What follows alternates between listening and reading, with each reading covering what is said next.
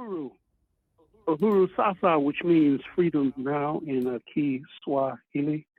And we have just completed the Jazz Zone, which is in Providence, and we're going to go into, we're going to give you the Horne Report, which is a report coming straight from Dr. Gerald Horne. And Dr. Gerald Horne has been with us for many moons, and he's the author of dozens of books, and his most current offering is The Capital of Slavery, Washington, D.C., 1800 to 1865. And it's the first question I have for you today. First question I have for you today, Dr. Horne, is how are you doing today? How are you feeling? Oh, it's all good. It's all good, okay. I guess I want to ask you the first question. The question of Mr. Musk versus Trump, King Kong versus Godzilla. Is this a struggle between two sectors of the ruling circle, or is this a struggle between two megalomaniacs, or both? I would say both. Although obviously the former is more important. Say, for those who may not be aware, Elon Musk is a South African-born billionaire, sometimes billed as the richest man in the world, but in light of the fact that the valuation of the stock in Tesla and its other corporations has been plummeting of late, I'm not sure if that title still holds.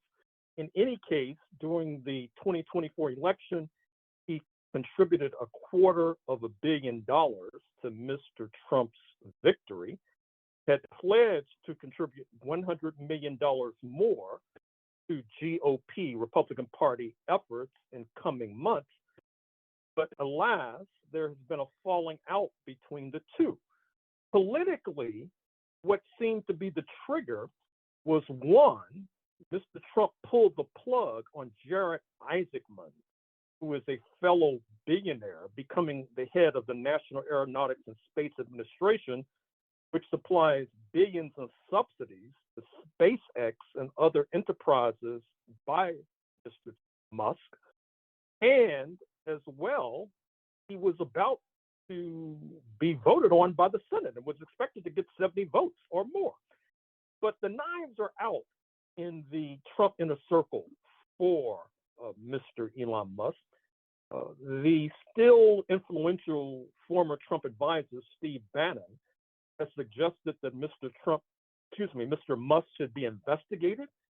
The New York Times did a story reporting on his drug use, and of course he's been photographed and has given podcasts smoking marijuana. Apparently some of the drugs he uses are legal, but according to the New York Times, they've had a detrimental impact on his bladder, and I won't go into further detail about that sensitive story. Mr. Steve Bannon also feels that Mr. Elon Musk is a, quote, illegal alien, unquote. That is to say that his migration from South Africa to Canada to the United States has been irregular. That should be investigated, and perhaps he needs to be deported. And Steve Bannon has also suggested that Elon Musk is a national security risk because Elon Musk is heavily invested in China, and supposedly during the heyday of the so-called Department of Governmental Efficiency, started by Mr. Musk, supposedly designed to root out billions in waste, fraud, and abuse in the U.S. government. And that gave Mr. Musk entree into knocking on the door of every government agency in Washington, D.C., and presiding over the sacking of countless numbers of federal government workers. Supposedly, in that context, Mr. Musk showed up at the Pentagon, where he was demanding a top secret briefing on U.S. war plans with regard to China. And there were those who were scratching their heads and say, what's his need to know? Why does he need to know that? And then that led Steve Bannon to the conclusion that perhaps as Mr. Bannon says, that he's an agent of influence with regard to the Communist Party of China. Now, what's interesting is the role of China on both sides of this dispute. On the one hand, we've already articulated Mr. Musk's role with regard to China. Tesla automobiles are manufactured in China. And we also know that Mr. Trump is involved in these high-stakes negotiations with China. That is to say, with regard to the tariff war, the trade war. We all know that the People's Bank of China buys U.S. Treasury bills. That is to say, it loans money to the U.S. government to keep everything from the post office to the Pentagon functioning. And so, once again, I've said this before, but I'll say it again.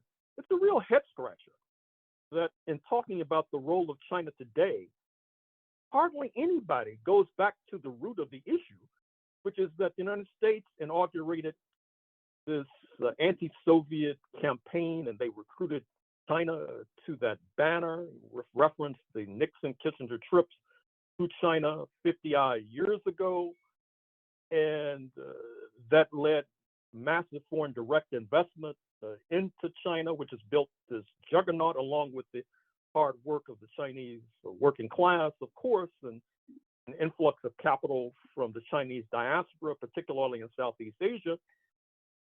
Indeed, there was a recent story in the New York Times just a few days ago that said that in 1978, before then Paramount leader Deng Xiaoping was scheduled to visit the United States of America, he had requested that 5,000 Chinese students be allowed to come to study here in the United States of America. Jimmy Carter, the then U.S. president, said, make it 100,000. And that era is now coming to a crashing close because we know that Mr. Trump and Marco Rubio, his Secretary of State, are seeking to pull the plug on more Chinese students coming to the United States of America, which is interesting because the anti-DEI crusade means that fewer Black students will be enrolled in these Ivy League institutions. Now they're pulling the plug on students of Chinese ancestry. And to give you an idea of the importance of the latter, the Wall Street Journal had an article the other day that said that high-ranking cadre in Beijing refer to Harvard as the other party school. That is to say, there's a party school to train cadre in Beijing, Shanghai, etc. And they see Harvard as training cadre as well. And so this is part of this so-called anti-elite crusade against Ivy League universities, which is causing scientists to flee, including Charlie Lieber, who was once a top scientist at Harvard, is now a top scientist in China, believe it or not to mention scientists of Chinese ancestry crossing the Pacific, not to mention the fact that President Macron of France and Ursula von der Leyen of the European Commission have rolled out a red carpet to attract to attract scientists from the United States of America, including a Chinese American scientist. But back to Musk versus Trump.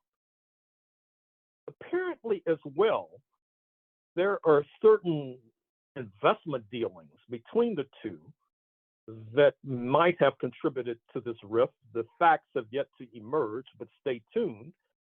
But it also has to do with the debt. The United States is $37 trillion in debt.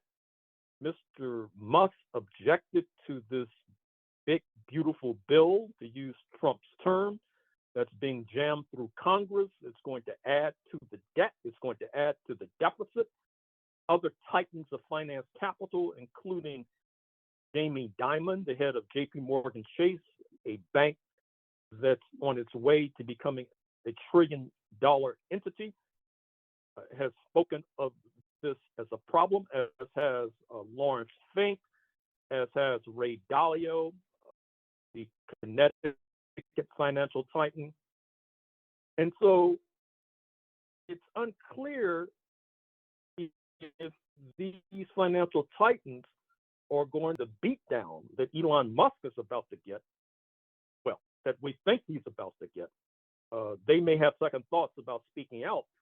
And I should also say that in terms of conservative politics, Mr. Trump is trying to continue the devil's bargain that created settler colonialism in the first instance in the United States of America. That is to say, this Faustian bargain between European settler descendants of the working class and middle class aligning with the 1%.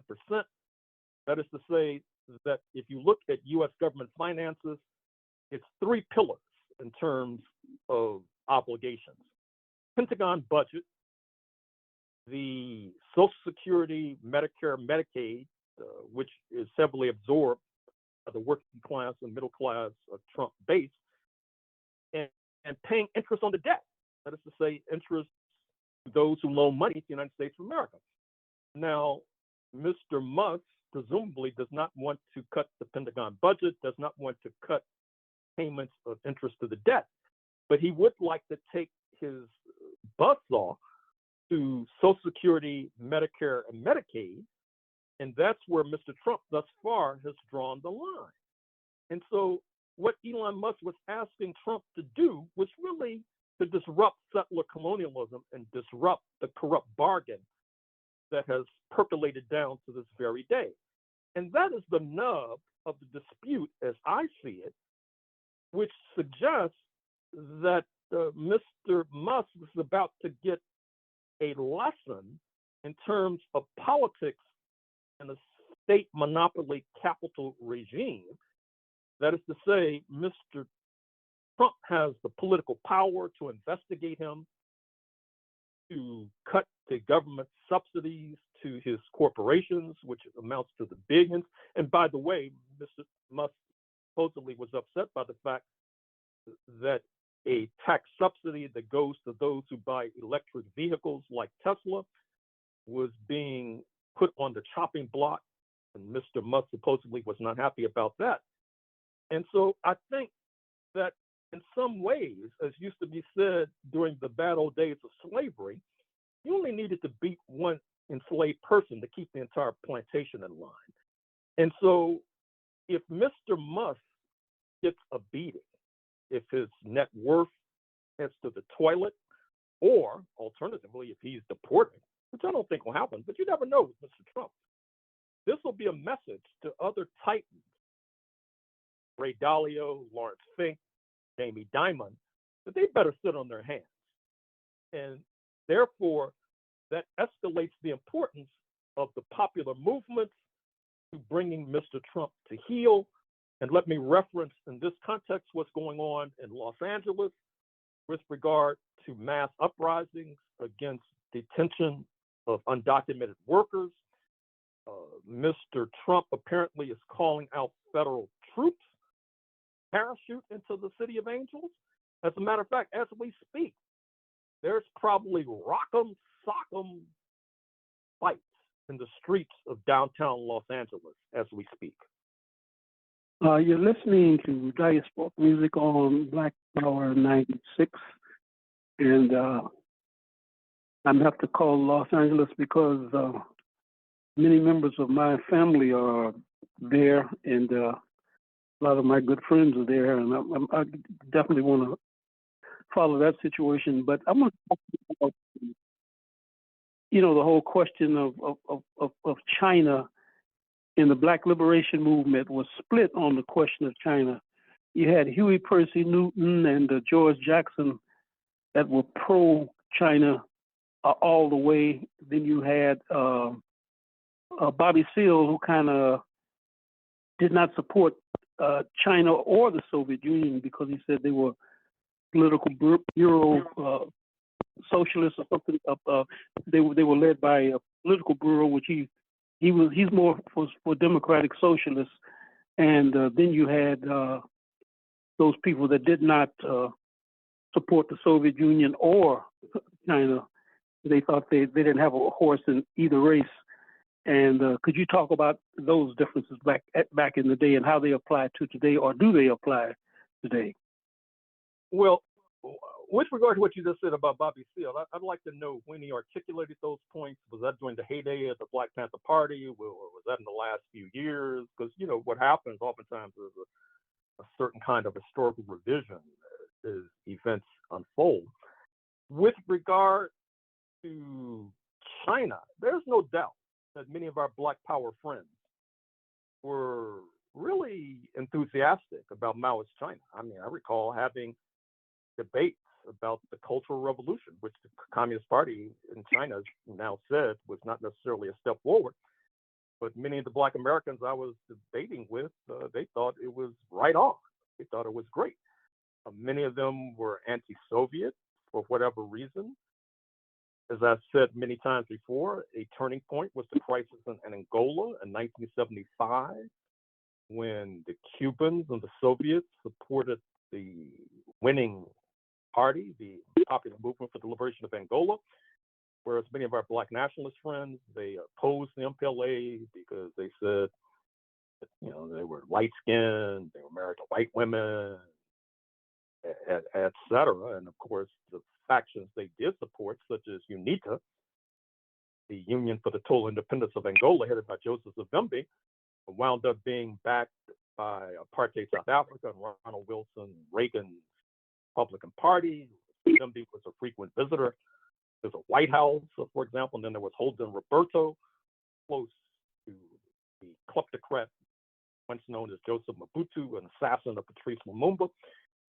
And it was very difficult to debate with people about those issues. That, as a matter of fact, in some ways, that sort of changed my whole trajectory, because I decided that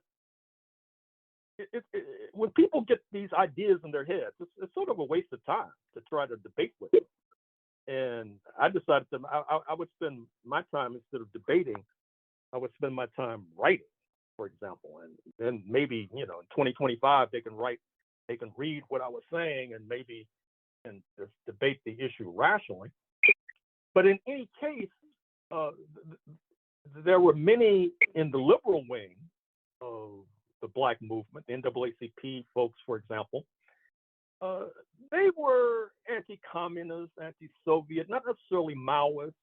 The whole Maoist trend was really in the Black Power wing of the Black liberation movement. And as I've said before, I'm writing a book on this issue now. And as I've said before, there's a huge archive at George Washington University that has been donated by Richard Gibson, who was literary agent of Robert F. Williams, of Negroes with Guns fame. He was a literary agent of Mamiri Baraka. He was involved in Fair Play to Cuba, was investigated during the aftermath of the Kennedy assassination, because Lee Harvey Oswald, the accused assassin, had a role with FPCC, Fair Play for Cuba Committee. Richard Gibson still lives in Europe.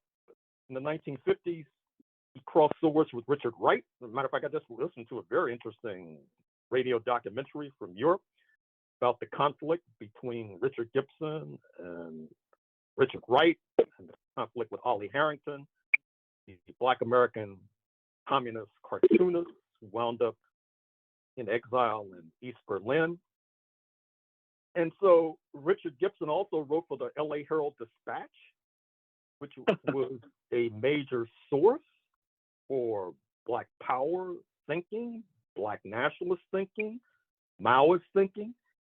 There's a whole story that needs to be told. Hopefully, I'll have time to tell all these stories, but it won't necessarily be a pretty picture. And in any case, once again, in terms of being sort of gobsmacked, I'm still startled by the fact that the rise of China has attracted hardly attention amongst Black Americans. Everybody around the world is talking about it except Black Americans. Now, why that's the case, it beats the hell out of me. You're listening to Black Power 96 Diasporic music. And I must admit that I was I considered myself a Maoist Muslim, and the woman that ran the Herald Dispatch was that's where Malcolm and John Shabazz, Allah Akbar Muhammad, put the paper. That's where Malcolm learned how to put the paper together. The Muhammad Speaks And I remember being on the front page of the Herald Dispatch when I refused to fight in Vietnam. I think that sister was she was a Republican. And I remember being in that office, and I believe, am I correct, she was a big supporter of the Republican Party, right? I'm not sure, but just a few footnotes. One, I quote the episode involving you in the Herald Dispatch back in the day, although I hope I'm not putting you on Front Street by saying that they referred to you as Norman Earl Richmond. And that is my first name. That's my name. Oh, I see. What's in the book? And secondly, with regard to the woman who ran the paper, and her name escapes me right now, she crossed swords with one Cyril Briggs, with roots in the Caribbean, right. a founding animating spirit of the little-known African Blood Brotherhood, rising post-World War I more than a century ago, winds up living in Los Angeles. And in fact, he plays a major role in my book, Armed Struggle, Panthers and Communists, Black Nationalists and Liberals in Southern California through the 60s and 70s, because he was on the scene then. Oh, yeah. Yeah, he was with Richard B. Moore, a Barbados brother born in Barbados. Cyril Briggs, the only problem with Cyril Briggs was was a great writer, but he had a speech impediment. There was a story that Marcus Garvey called him a white man pretending to be black, and he supposedly, the story goes, I think Harry Haywood, the Black Bolshevik brother who wrote the Black Bolshevik, told me that Cyril Briggs jumped on the street corner of Harlem, and he denounced Marcus Garvey and didn't sounded like Gerald Horne. I mean, he didn't miss a beat. And he got off of the podium and started stuttering again. That's I remember Harold, Mr. Haywood telling me that story. Mm-hmm. Well, let's just wrap up this issue concerning Elon Musk and Donald Trump, because on the one hand, like the mainstream media, it can be viewed as a matter of entertainment. But on the other hand, as we tried to discuss here, it raises really profound questions about the nature of settler colonialism, the class coalition that has led to the flourishing of settler colonialism, and if Elon Musk somehow is able to prevail, which I doubt, but you never know in this country, it'll have major and profound implications for the trajectory of settler colonialism in the 21st century.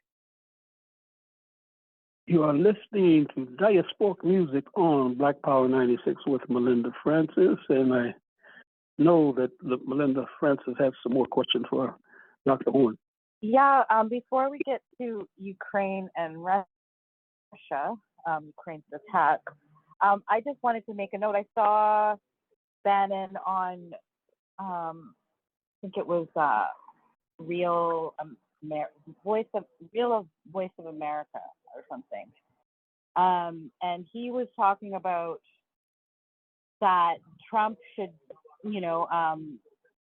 throw down another executive order and pull SpaceX from Trump. So I was like, wow, okay, so we'll see what happens with that. But yeah, maybe we can go into Ukraine and their attack on Russia. Well, I should also mention, with regard to your latter point, that the columnist for the New York Times, Michelle Goldberg, has raised the point that Mr. Musk and many of his Silicon Valley erstwhile comrades have run roughshod over bourgeois democracy, but now that might be coming back to bite them insofar as you suggest, Steve Bannon is talking about seizing their private property, which under state monopoly capitalism, you can think of hardly a more flagrant sin as they see it. With regard to Ukraine and Russia, what happened a few days ago, actually a week ago, was that Ukraine managed to bomb Russian strategic bombers with drones on the tarmac in Russia. And of course, they were on the tarmac because that's the result of the START Treaty with the United States, where you have to keep these bombers visible so they can be photographed from outer space. It's reasonable to suggest that Britain and France had a role in this, not to mention the US CIA. Speaking of Britain, they're raising military spending, but do not necessarily expect Sir Keir Starmer to be long for 10 Downing Street. I expect him to be out on his ear sooner rather than later. In fact, there's a scandal that's being played up in the tabloids in London, but has not hit the press on this side of the Atlantic, a kind of Me Too scandal, except involving young men from Eastern Europe, so stay tuned. Also, it's possible that France was involved, and there hangs a tale, because Mr. Macron, the leader, before heading to Alberta for the Group of Seven meeting, will be stopping in Greenland to buck up the Danish colonizers. And of course, this comes in the wake of Prime Minister Carney of Canada. His first foreign trip was precisely to Paris, not London, where the King of Canada, King Charles III, resides. And it's interesting, Mr. Macron, he's playing a very interesting game right now and trying to organize this coalition to challenge U.S. imperialism, but I think it's going to run aground because they're taking on too many folks. He's going to take on U.S. imperialism, now he's taking on Russia. I think that he needs to cut a deal with the latter. In any case, you should expect, as we have seen in recent days, rather robust attacks on Ukraine from Russia in retaliation. And Chancellor Merz of Berlin was just in the White House the other day. He presented Mr. Trump with the birth certificate, I believe, of his grandfather or great-grandfather who has roots in Germany. Somehow, Mr. Trump, I guess he thought it was more fashionable. At one time, he said his roots were in Sweden, not Germany. But I hope that the chancellor took that into account when he, before the cameras, gave him that birth certificate. Chancellor Merz is viewed in a very sour fashion in Russia. They see him as a war hawk. And of course, Berlin is expanding military spending, which, for those of us who have any knowledge of the 20th century, should be quite chilling, given Berlin's role in both World War I and World War II. And with the latter, having Russia in the crosshairs, or actually the Soviet Union in the crosshairs. So we're entering very choppy waters right now with regard to the possibilities, believe it or not, of World War III erupting. And in this context, what will unfold within a few days in Alberta, in Canada, where the Warhawks will be meeting, including Mr. Trump. And the party to the left in Canada have said that he should not be allowed into the country. Apparently, that will not happen. The parties of the left in Canada also are objecting to the presence of Prime Minister Modi of India, who's expected to show up because of India's role in committing bloodshed on Canadian soil, particularly targeting Sikhs, for example. Interesting, I think that Ottawa, Mark Carney might be listening to this program because, as we've been stressing, it doesn't make sense for Canada to have negative relations with Russia, China, India, and the United States. They should make bargains with at least two of those powers. They are making a bargain with India. They're making a bargain with China. Russia and the United States are horses of a different color.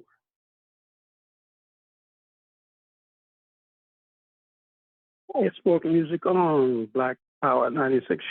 You have any more questions, Belinda? Well, we have a big list, so I don't know where we want to go from here. Do you want to talk about your book? Well, why not? First of all, I should flag that on July 26th, the Cuban national holiday, I'll be speaking in Vancouver, Canada, British Columbia, about not only the anniversary of the Cuban Revolution, but also I'll be talking about my book on Cuba. I'll also be launching the aforementioned book, The Capital of Slavery, Washington, D.C., 1800 to 1865.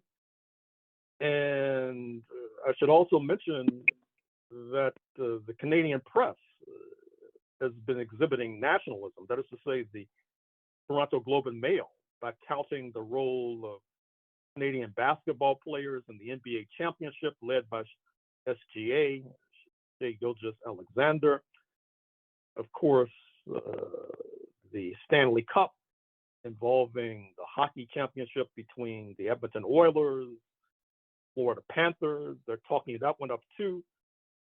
So this Elbows Up campaign, this anti-U.S. imperialism sentiment, is really permeating the body politic in Canada.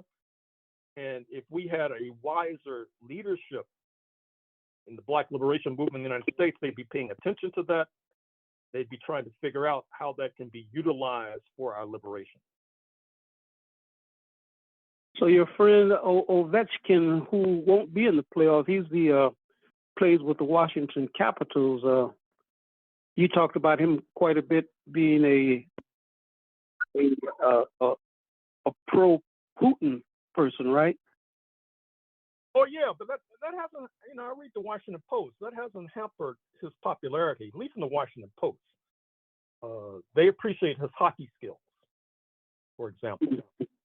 I think one of the questions will be if the playoffs between the Edmonton Oilers and the Panthers extend beyond the next few days, whether or not Prime Minister Carney might attend a playoff game in Edmonton, because he's a long-term Edmonton Oiler fan. Of course, he was brought up not only in Alberta, but in the Northwest Territories.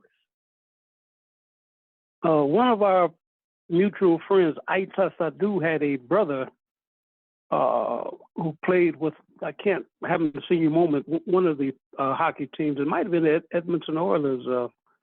He played, he actually was on that particular team, and there's quite a few black hockey players, and many of them, maybe most, have Barbadian roots. But I know in the U.S. of A., you had a few Africans born in America, especially those from Detroit, that had some interest in hockey. But I think you told me one time that